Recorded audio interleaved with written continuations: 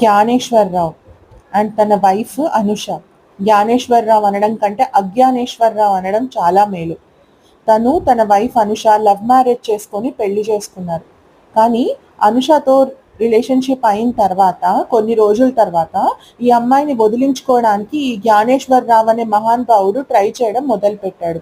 ఆ అమ్మాయికి ఈవెన్ నాకు క్యాన్సర్ ఉంది, నన్ను వదిలేసి వెళ్ళిపో మీ మమ్మీ వాళ్ళ దగ్గరికి అని చెప్పాడంట.